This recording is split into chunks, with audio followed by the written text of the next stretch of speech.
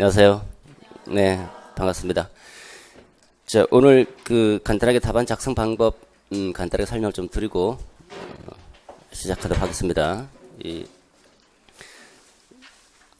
이제 쭉 답안을 작성해 봤기 때문에 이 답안 작성에 대해서는 어느 정도 이제 감각이 있을 거라고 생각이 드는데 간단하게 다시 한번 점검한다는 차원에서 한번 보고 넘어가도록 하겠습니다. 먼저 논술 실제 채점 원칙입니다. 전국 논술도 마찬가지고 채점 비공개가 원칙이죠. 모범 답안과 채점 기준을 공개하지 않습니다.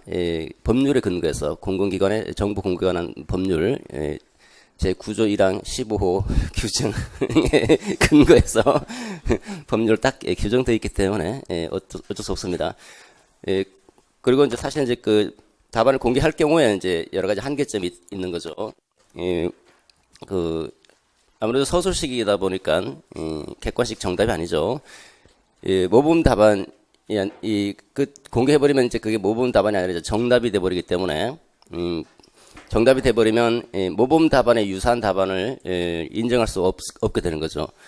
딱 그것만 써야지만 이제 답안이 되기 때문에 오히려 공개하면 점수가 굉장히 낮게 나옵니다. 또 유사 답안을 작성한 수험생 2가 속출하게 될 것이고, 요 다시 또 이제 타당성 여부를 심사해야 되기 때문에 시간상 굉장히 어려워진다라는 겁니다. 이건 이제 현실적인 한계고, 실질적으로 이제 법률에 근거해서 비공개하는 것이 이제 원칙이고, 그렇기 때문에 이제 이의 제기해도 소용없고요. 실제로 헌재 올라가도 이거는 그냥 바로 이제 무시될 수밖에 없는 그런 부분입니다. 자, 그 다음에 채점위원 선정, 채점 방식의 원칙입니다. 채점위원은 시도교육청에서 출소하는 현직 교사로 구성이 됩니다. 전공도 마찬가지예요. 영어과라고 해서 영어 교수가 채점하는 게 아니라 현직 교사가 채점을 합니다. 좀 젊은 사람들을 중심으로 해서 좀 가능하면 이제 젊은 사람들 좀 추출하려고 하고 하루에 채점 분량이 정해져 있습니다. 너무 많은 분량을 채점하게 되면 아무래도 피곤하기 때문에 채점의 정확성과 신뢰성을 회복하기 위해서 인원수를 이제 정해놓고 채점 인원, 그다음 채점 진행 방식은 전체적으로 이제 채점 위원들이 다 모이면 전체 워크숍을 하죠. 원칙, 방향, 방법, 유의사항 전부 다 개괄적인 사항에 대해서 설명해주고, 그다음에 과목별 채점과 관련된 사전 교육을 실시합니다. 전공이든 똑같습니다. 전부 다. 그래서 과목별 출제위원들이 이 사람들을 채점할 사람들을 대상으로 해서 모범 답안 채점 기준에 대한 설명 연수, 그다음 채점위원과 출제위원과 채점위원들 간에 또 질의응답을 하고 또 논의도 하고, 그다음에 이제 여러 답안지를 몇 가지를 이제 추출해서 그 답안지를 중심으로 해서 가채점합니다. 가채점 해보고 또 유사 답안을 다시 한번 또 수정하게 됩니다. 그래서 요것도 이제 답안으로 인정될 수 있겠다 하는 거는 또 답안을 집어넣게 되고, 그래서 이런 여러 가지 측면에서는 사전 교육을 철저하게 실시를 하고 나서 이제 채점을 하게 되는데, 본채점에 들어가면 채점할 때 이제 채점자가 3명인데 3명 간의 점수 차이가 크게 나면 좀 문제가 될 수 있으니까 일정한 점수를 초과하게 되면 자동으로 가채점하게 되어 있습니다. 자동으로. 그러니까 점수 차가 크게 나지 않는다는 거죠. 3명의 채점위원들 간에. 자, 그 다음에 논술에 대해서 이제 간단하게 말씀드리겠습니다. 논술은 문제에 대해서 나름대로의 근거를 마련해서 상대방을 논리적으로 설득시키는 글인데, 그 근거라고 하는 게 이제 교육학 같은 경우는 교육학적 개념이라든지 내용, 사실들을 토대로 하는 거죠. 교육학적 개념이라는 내용, 사실들을 토대로 해서 논리적으로 글을 쓰게 되는 겁니다. 전공도 마찬가지겠죠. 자, 그래서 주제에 대해서 나름대로 근거를 가지고 그 논정의 방법이든 설명의 방법이든 사실을 적시할 수 있는 그 논정과 설명의 형태로 주장을 통해서 설득을 하게 되는 겁니다. 출제자 질문에 대해서 문제 논점을 정확하게 파악하고 나한테 뭘 요구하고 있는지, 일단 첫 번째가 제일 중요한 게 문제의 요구를 정확하게 파악하는 거예요. 출제자의 요구, 논점의 요구가 무엇인지를 정확하게 보셔야 되는 거예요. 여기서 많이 틀리는 거죠. 여러분들 시험 여러 번 보시면 실수하는 부분 중에 또 중요한 부분 중에 하나가 바로 이겁니다. 요구사항이 뭔지를 보고 거기에 맞춰서 논술을 해주셔야지 관련된 내용에서 다 쓰면 점수를 좋게 주느냐 그건 아니에요. 딱 맞는 그 논점에 맞는 알맞은 답을 논술의 이제 내용이게 되겠죠. 답을 나름대로 배점 기준 유의사항이 있으면 그걸 잘 지켜가면서 논리적으로 서술해야 한다라고 하는 겁니다. 자, 먼저 출제자의 질문에 하나씩 봅시다. 질문에 대해서 이제 뭘 묻고 있는지를 정확하게 파악해야 되겠죠. 문제 논점을 파악하는 논점, 논제를 파악하는 것이 이제 기본적인 사항이고 가장 우선적으로 이제 보는 게 논제를 먼저 파악하는 거죠. 논점을 분석합니다. 논점은 이제 지시문과 제시문과 배점 기준표 세 가지죠. 다음 뭐뭐뭐뭐뭐에 대해서 논하라 뭐 20점 이렇게 지시문이 있고 그 다음에 맨 밑에 이제 배점 기준표가 있고 제시문이 있죠. 요걸 서로 이제 연결해 가면서 나한테 뭘 물어보려고 하는 건지 이걸 정확하게 분석하는 것이 첫 번째 관문이죠. 출제 논점은 관점이 나올 수도 있고 관점이 나오지 않은 경우도 있죠. 관점이 제시되는 경우는 이제 예를 들어서 누구누구의 관점에서 뭐 이런 식으로 나오면 이제 관점이 제시되는 거죠. 관점이 제시되지 않은 경우는 이제 그런 얘기가 전혀 없습니다. 여러분들이 스스로 제시문 등을 토대로 해서 관점을 추출해야 됩니다. 두 번째, 이제 질문을 찾았으면 그 질문에 답을 해야 되겠죠. 답이 바로 이제 여러분들의 본문 내용이다라고 볼 수 있는데, 답은 그 모범답안과 채점 기준표, 출제자가 생각하고 있는 그 모범답안과 채점 기준표가 있습니다. 그걸 이제 생각을 해보면서 유사한 답안을 이제 만들어내는 거죠. 그래서 각각의 논점을 질문 형태로 바꾸는 것이 중요합니다. 질문을 하고 그 질문에 답을 해나가는 형태로 생각하시면 좀 쉽게 빠지지 않고 질문에 맞게 답을 작성할 수 있기 때문에 질문 형태로 바꾼 다음에 질문에 대해서 답변한다. 이런 자세로 본문을 개요 작성하고 작성해 나가는 것이 필요합니다. 질문에 답은 답을 하고 필요한 경우에 이제 논증이나 설명 형태로, 그러니까 논증 같은 경우는 주로 관점이 제시가 안 돼 있을 때, 그때는 이제 관점 제시문에는 그런 내용들이 내가 지금 설명하고자 하는 그것과 관련된다는 식으로 간단하게 논증해 주시고, 아니면 이제 부연 설명 형태로, 주로 이제 보통 이제 설명 형태는 부연 설명으로 나가죠. 간단하게 한 문장 정도도 이제 상술, 그런 식으로 이제 서술해 나가게 될 겁니다. 자, 그 다음에 배점 기준표 유의사항을 고려해야 되겠죠. 어떤 조건들이 있는지를 잘 보시면서 그 조건에 맞춰서 답안을 작성해야 됩니다. 배점 기준표에 보시면 논술의 내용이 보통 이제 15점이 배당이 되죠. 16점이 배당이 될 때도 있지만, 그 다음에 논리적 구성과 표현에서 이제 각각 5점 들어가 있죠.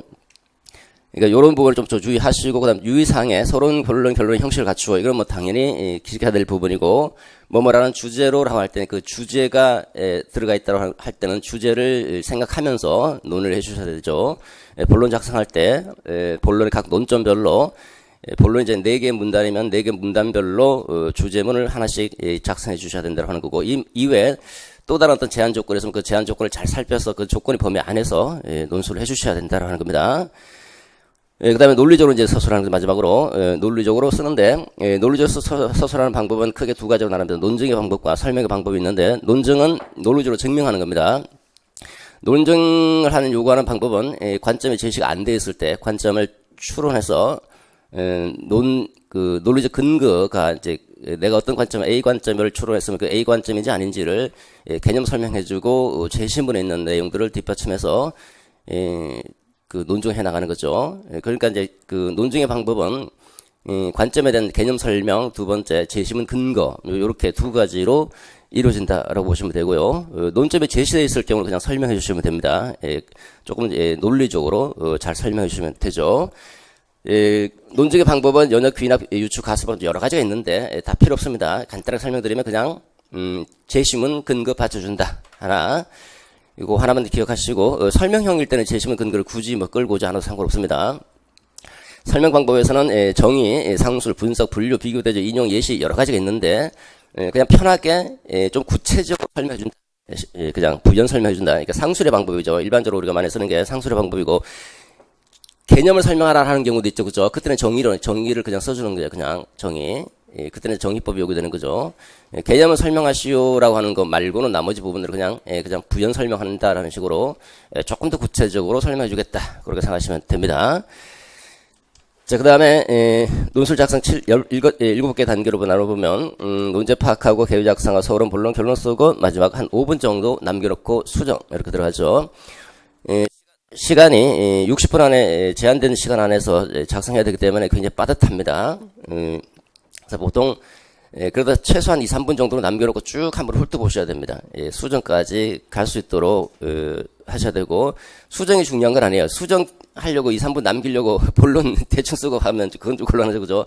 본말이 전도되는 거죠. 자, 하나씩 간단하게 보도록 하겠습니다.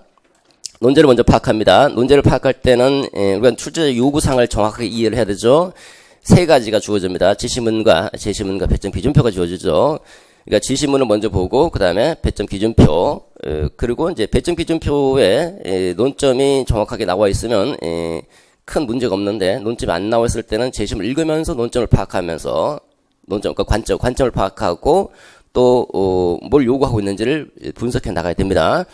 그래서 이제 순서는 지시문을 읽고 배점 기준표 다시 확인한 다음에 그 다음에 제시문 형태로, 제시문이 줄글로 돼 있을 때는 논점이 4개가 주어지니까 4개별로 이제 쭉쭉 끊어가면서 하나씩 해결해 나간다라고 보시면 됩니다. 개요 작성하는 시간도 좀, 15분에서 한 20분 정도 보통 이제 소요가 되는데, 개요 작성을 별지에다가 개요 작성하든지 아니면 실제로 시간이 조금, 개요 작성하고 답안지 옮기는 시간이 좀 많이 걸린다는 분들은 그냥 바로 문제지에다 바로 이제 개요 작성하면 되겠죠. 글을 읽으면서, 제시문을 읽으면서 떠오르는 생각을 바로바로 적어 놓으셔야 돼요. 왜냐면 다시 생각하면 또 안 나오거든요, 그게. 시간도 없고. 그래서, 핵심 논점별로 이제 쭉 아까 논점을 파악했으니까, 제시문 같은 거 읽을 때, 중심 내용을 떠올려 가면서, 핵심 키워드 떠올려 가면서 읽어 나가야 되고요. 그 다음에 이제 관점, 제시문 논거를 활용할지도 제시문을 보시면서 판단하셔야 될 거죠. 제시문을 보면서 관점이 제시가 안 돼 있는 경우는 논증을 해야 되니까 그때는 답안지를 제시문을 읽으면서 바로 요거는 좀 필요하다 체크 이렇게 해놓고 넘어가는 식으로 하면 되죠. 자, 그다음에 지시문을 읽습니다. 지시문은 출제 요구 사항과 제약 조건, 출제 의도가 어느 정도 이제 깔려 있는 거죠. 이런 것들 좀 유의하시면서 다음은 이렇게 돼 있죠. 그러니까 주제어가 보통 주제어가 나오니까 주제어가 안 나올 수도 있고 나올 수 있는데, 일반적으로 이제 최근에 주제어가 나오는 형태로 이제 전개되고 있으니까 그런 것들 좀 제약 조건 조금 유의하시면서 어떤 의도로 이런 문제를 출제했는지도 이제 고려하면서 한번 읽어보는 거고요. 그다음 배점 기준표 확인했죠. 배점 기준표 두 가지로 나눠지죠. 15점짜리와 5점짜리 이렇게 두 가지로 구분하고, 각각의 이제 핵심 논점과 세부 논점을 배점을 분석하는 겁니다. 핵심 논점 4점, 4점, 3점, 4점 이렇게 배당이 되어 있으면 4점이면 그게 왜 4점이 되는지, 세부 논점 다시 4개 쓰라. 4개 쓰니까 하나씩 1점씩 해서 4점이 들어가나 보다 이렇게 생각하시고, 3개 쓰라 하는데 4점이 배당되어 있다. 그러면 하나씩 1점이 배당되면 나머지 1점은 어디에 있는지 그거 찾으러 생각해 봐야 되겠죠. 그 세부 논점에서 숨어있는 1점까지도 다 찾아내야지 점수를 받을 수 있으니까 그런 것도 조금 유의하시면서 세부 논점별 점수 배점까지 같이 고려해야 된다는 겁니다. 그리고 나서 이제 제시문을 읽게 되는 거죠. 제시문을 읽을 때는 좀 논점을 좀 구체화하면서 중심 내용을 생각해서 끄집어내는 식으로 읽어 나가야 되겠죠. 자, 그 다음 두 번째입니다. 주제문을 간단하게 작성해 봅니다. 전체 주제어가 나와 있으니까, 예를 들어서 주제어가, 뭐라 그럴까? 주제가 A다. A에 대해서 논하라 그러면 A를 포함해서 한 문장으로 작성해 보는 거죠. 학생의 교육적 성장을 위해서는 A가 중요하다. A가 필요하다. A 해야 한다. 이런 식으로 그죠? A를 중심으로 해서 서술을 먼저 작성해보고, A 해야 한다, A가 필요하다, 이렇게 서술을 작성해보고, 그 다음에, 그 이유와 근거 등을 이제 생각을 해보면서, 하기 위해서, 뭐가 필요하다, 해야 한다. 이런 식으로 간단하게 주제문을 생각해보시고, 이 주제문이 이제 마지막 결론의 첫 문장으로 이제 써주시면 되죠.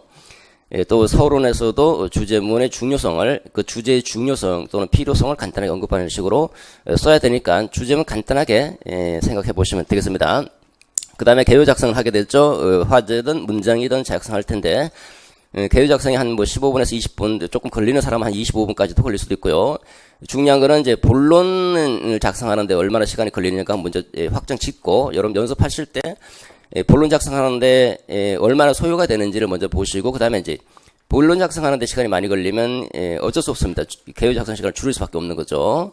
그래서 개요 작성을 별도로 별지에다 하게 되면 시간이 조금 더 걸릴 수 있으니까, 개요 작성하는데 시간이 걸리고 본론 작성하는데 시간이 좀 걸리는 하시는 분들은 바로 답안 문제지에다가 바로 옆에 빈 여백에다 이렇게 개요 작성해 나가는 것이 필요하겠죠. 그 다음에 서론서기입니다. 서론은 일단 점수가 서론 본론 결론이라는 그 논리적 형식 때문에 점수가 배당돼 있는데 이거는 서론이라는 어떤 형태만 드러나면 점수 감점은 되지 않는 부분이니까 크게 신경 쓰지 마시고 서론 쓰는데 그렇게 시간을 소요하면 좀 곤란합니다. 한 1분 안에 끝낼 수 있도록 해야 되겠죠. 간단하게 서론 형태만 갖추는 형태로 한 3줄에서 5줄 정도 쓴다. 3줄에서 5줄 정도. 최소 문장은 2문장 이상은 나와야 됩니다. 한 문장 갖고 한 문단으로 한 문장을 한 문단으로 작성한다는 조금 문제가 있습니다. 그래서 3문장 정도 이상 해서 2-3문장 이상 해서 3줄에서 5줄까지 작성하면 되죠. 여러분 전공 논술 같은 경우는 이제 축소판이다. 이 교육학 논술 축소판이다라고 보시면 됩니다. 그래서 한 2-3줄 정도만 이제 작성해 주시면 되겠죠. 그죠? 자, 서론 했을 때는 그 주의 환기와 문제 제기로 이루어지는데 주의 환기가 이제 바로 그 주제가 나와 있으면 그 문제 또는 주제의 중요성과 관련되는 부분이고 중요성 또는 필요성과 관련되는 부분이 주의를 환기시키는 것이고 그다음에 논점이 4개 있으면 그 논점에 대해서 문제를 제기하는 형태로 두 가지 형태로 크게 나눠 볼 수 있고 주의 환기는 간단하게 도의 문장을 쓰고 그다음에 그 뒷받침 문장 각 논점별로 상술이나 이유, 예시 형태로 2가지 형태로 구성되고 그 다음에 각 논점에 대해서 문제 제기하는 형태로 됩니다. 자, 좀 세부 사항은 좀 이따 다시 살피도록 하고 본론 쓰기입니다. 본론은 문단 구성 일단 주의하셔야 되는데 문단 구성은 한 몇 글자 들여쓰기 하면 문단이 구성이 되는 거고 문단과 문단 간의 줄을 비워도 문단 구성이에요. 그러니까 줄을 비우고 글자 들여쓰기 해도 상관없고 그 다음에 1서론 2본론 이렇게 써도 상관없는데 보통 1서론 2본론 형태로 쓰는 분들은 그렇게 많지 않습니다. 그렇게 안 써도 전혀 상관없는 거고 오히려 그렇게 쓰면 조금 더 이상해요. 쓰지 마시고 써도 상관없고 그 다음에 줄을 한 줄 비워대다가 여기는 한 줄 비우고 저 두 번째 문단에서는 또 3줄 비웠다. 괜찮은가? 그거 전혀 문제가 안 되는 거예요. 전혀. 줄을 뭐 두 줄 비우든 5줄 비우든 10줄 비우든 전혀 상관이 없어요. 안에 있는 내용이 중요한 거예요. 그러니까 줄을 비운다는 것은 새로운 문단을 구성한다는 것을 보여주는 거예요. 줄을. 그다음 글자 들여쓰기 하는 것도 마찬가지고 줄은 굳이 뭐 비울 필요가 없어요, 사실은. 뭐 일부러 이제 각 문단별로 줄을 비우는 분들도 있는데 뭐 줄을 비워도 비우든 안 비워도 전혀 상관없다. 근데 답안의 내용이 좀 충실한 분들은 굳이 뭐 줄 비울 필요가 없습니다. 그 다음에 질문 형태로 이제 바꿔서 간단하게 이제 그 논점 중심 문장을 먼저 언급하고 그 다음에 뒷받침 문장 이런 식으로 2가지 형태로 써나가는 것이 낫고요. 그 다음에 주제문이 들어와 버리면 걔가 전체가 근거가 돼 버리니까 주제문은 앞에 서든 뒤에 서든 2갈씩이든 미갈씩이든 주제문을 중심으로 해서 나머지가 논거가 되니까 전체적으로 볼 때는 이제 2가지 또는 미갈식 형태를 이제 구성하게 될 겁니다. 자, 그 다음에 결론 쓰기입니다. 결론은 전체 주제 아까 우리가 생각했던 주제문을 간단하게 뭐뭐 해야 한다, 주제어를 해야 한다 이렇게 간단하게 써주시고 그 다음에 4개 논점을 간단하게 정리하는 겁니다. 만약에 결론을 쓰는 시간이 없다. 그럴 때는 그냥 시간 뭐 30초, 10초밖에 안 남았다, 20초밖에 안 남았다. 그러면 어떻게 합니까? 일단 한 문장 쓰기는 조금 2문장 써야 됩니다. 그래서 간단하게 이상과 같이 A, B, C, D를 살펴봤다. 이거 하나 쓰고 그 다음 전망. 이때는 전망을 써주는 게 낫죠, 그죠? 그래서 교사는 이런 점에 유의해야 한다. 또는 유의해서 교육을 전개할 것이 필요하다. 뭐 이런 식으로 간단하게 2문장 정도. 이렇게 하고 넘어갈 수밖에 없어요. 한 문장 쓰면 좀 곤란합니다. 한 문장 쓰면 제가 그 채점위원이라면 점수는 깎을 겁니다. 한 문장을 한 문단으로 쓰는 경우는 없거든요. 그래서 요약과 전망으로 이루어지는데 여러분들 전망은 할 필요가 없어요. 물론 원칙적으로는 전망을 해야 되는데 안 해도 전혀 상관없습니다. 전망 쓸 시간에 수정할 거 있는지 다시 한번 보는 게 더 좋습니다. 그러니까 아까처럼 그러니까 시간이 없다. 그럴 때는 이상과 같이 원래는 처음에는 학생이 교육적 성장을 할 수 있도록 A가 A 해야 한다. 이렇게 A가 주죠. A 해야 한다. 이렇게 쓰고 그다음에 논점 간단하게 정리. 4개 정리. 4개 논점이니까 4개 논점은 관련되는 것끼리는 연결해서 쓰게 되면 한 2문장에서 3문장 정도 나와요. 그죠? 3문장 쓰게 되면 어떤 논점 두 개가 하나로 연결해서 한 문장이 될 거예요. 그래서 두 문장에서 세 문장 정도가 이제 나오게 될 겁니다. 그렇게 하면 이제 끝나는 거죠. 근데 아까처럼 이제 뭐 전혀 시간이 없다 그럴 때는 이상과 같이 뭐를 살펴보았다. 그리고 나서 그다음에 뭐 하고 싶은 얘기, 약간 교사는 뭐뭐 해야 한다. 뭐 이런 식으로 간단하게 하고 나오면 됩니다. 그냥. 요거 쓰느냐 안 쓰느냐는 바로 이제 쓰느냐 안 쓰느냐는 아무것도 아닌데 점수 감점이 되느냐 가점은 되는 게 아니죠. 감점이 되느냐 안 되느냐 그냥 그대로 점수를 받느냐 안 받느냐 문제이고요. 자, 그 다음에 이제 간단하게 수정할 때 주의할 것은 전체로 먼저 쭉 문단이 잘 돼 있는지, 그 다음에 각 문단별로 주제문과 연결해야 되니까 주제문이 들어가 있는지, 그리고 채점 기준표에 근거해서 채점 요소를 잘 보시면서 빠진 게 있는지 없는지, 그 되게 중요한 거예요. 내가 점수 받으려고 시험 보는 거지, 글 잘 쓰려고 시험 보는 건 아니거든요.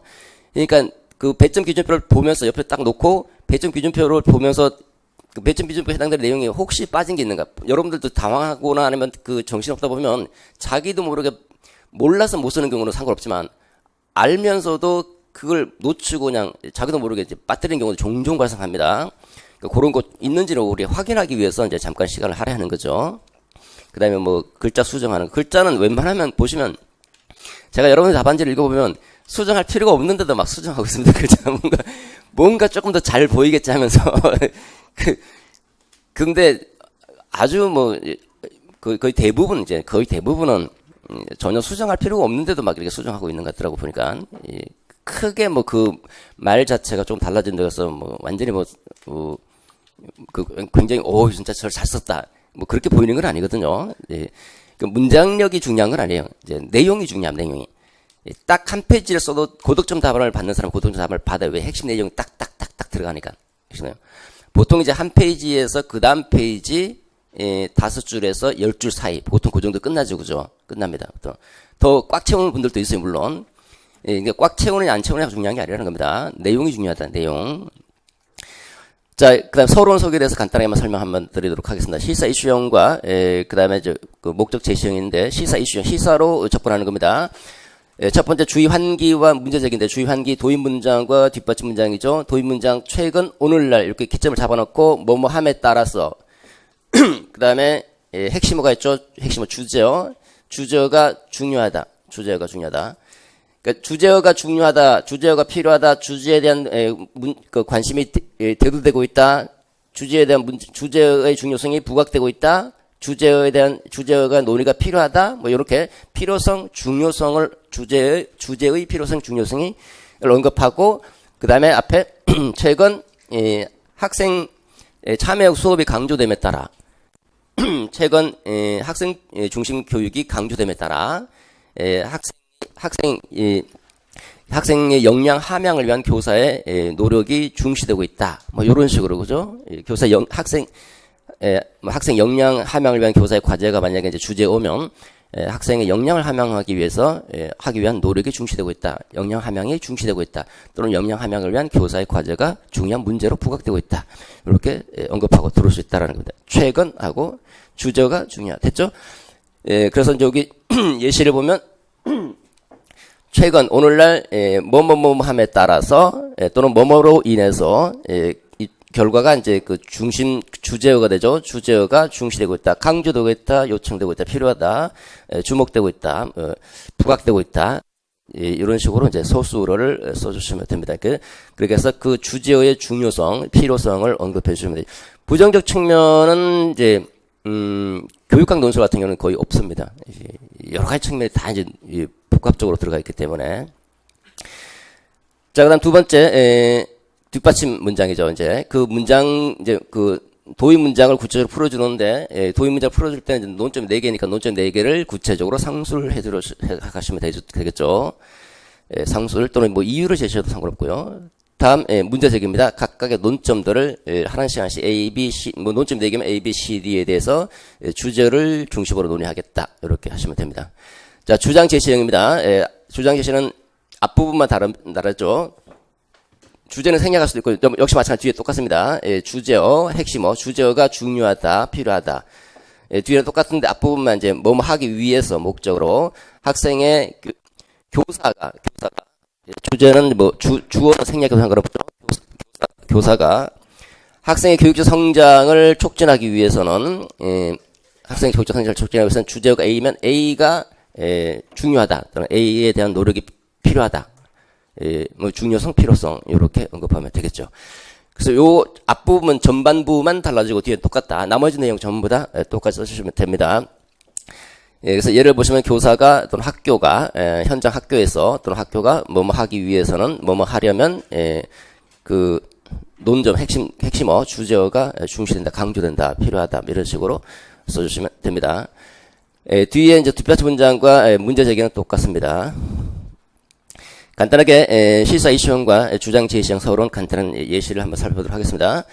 먼저 첫 번째 동그라미 1번이 그 도입문입니다. 밑에 마찬가지로 도입문이죠. 그래서 위에 보시면 오늘날 학교는 오늘날 실사 이슈로 들어오고 있죠. 뭐뭐뭐에 따라서 교사 역량이 이제 주제어입니다. 주제어. 교사 역량이 새롭게 강조되고 있다. 교사 역량이 중시되고 있다. 필요하다. 이렇게 써주시면 되겠죠. 밑에 목적 제시입니다. 주장 제시 또는 목적 제시 보시면 뭐뭐 하기 위해서는 학생의 교육적 성장을 촉진하기 위해서는 이 교사의 역량이 요구된다. 필요하다. 뭐 이런 식으로 주제어가 필요하다. 중요하다. 이렇게 언급하고 그 다음에 이제 2번 문장이 2번부터가 이제 뒷받침 문장이죠. 쭉 풀어주는 겁니다. 역량이니까 교사 역량을 찾아보면 첫 번째 역량은 논점이 뭐냐면 경험 중심 교육 과정의 장점과 문제점 쓰는 거고 두 번째 형성 평가 2016학년도 문제입니다. 그 다음에 정체성 발달 그리고 학교 내 조직 활동 요 네 가지가 논점이죠. 네 가지를 논술 하시오 이렇게 주어져 있습니다. 그러면 이제 역량 관련해서 보면 첫 번째가 교과 역량이고 두 번째 생활지도 역량, 조직 활동 역량 뭐 이렇게 돼 있으니까 생활지도 평가도 있죠, 그죠? 평가 역량 여기 평가 역량 뺐는데 세 개에서 네 개 정도로 이제 언급해 주는 거죠. 이런 역량들이 필요하니까 이제 역량은 이제 구체적으로 이런 역량을 얘기하는 거니까 이런 역량을 갖춰야 한다. 이렇게 쓰시면 되고 자 이렇게 쓰든지 아니면 하나씩 경험 중심 교육 과정이니까 교사는 그 경험 중심 교육 과정을 운영할 수 있어야 되고 그에 따른 그리고 학생의 수업 중에 형사 평가를 통해서 학생의 학업 성취 정도를 확인하고 확인하고 또 자신의 학생 스스로의 정체성을 발달시켜 나갈 수 있도록 조력해야 된다. 또 학교 내 공식적 비공식적 활동 등의 비공식적 이게 순기능과 엮이니까 비공식 활동에 비공식 조직 활동에 순기능과 역기능을 살필 수 있어야 한다. 이렇게 하고 그 다음에 나머지 네 번째 그 다음에 마지막으로 요게 제가 방법이 여러 가지 있는데 제시문의 내용 등을 토대로 주제를 논의하겠다 이렇게 하시면 되겠죠. 요거를 이제 쓰기가 어려우면 이제 그야말로 논점이 4개니까 두 번째 문장에서는 이렇게 쓰면 되죠. 교사는 경험중 교육과정의 장점과 문제점 또는 교육과정 그 다음에 형성평가의 제반 측면과 학생의 정체성 발달 학교 내 조직활동 등 광범위한 분야에 대해서 전문적 역량을 발휘할 수 있어야 된다. 역량을 발휘할 수 있어야 된다. 하나 논점이 4개다. A, B, C, D다. A, B, C, D 등 광범위한 분야에서 주제 역량을 발휘할 수 있어야 한다. 그리고 마지막 문장 제시문의 내용을 토대로 주제어 교사의 전문적 역량, 교사의 역량을 논하고자 한다. 이렇게 써주시면 되겠죠, 그죠? 아주 간단하게 처리가 될 겁니다. 자, 됐습니다. 이렇게 해서 결론 아까 말씀드린 대로 이제 간단하게 정리하는 부분인데 시간 여하에 따라서 생각해 보시면 됩니다. 자, 조금만 쉬었다가 하겠습니다. 네.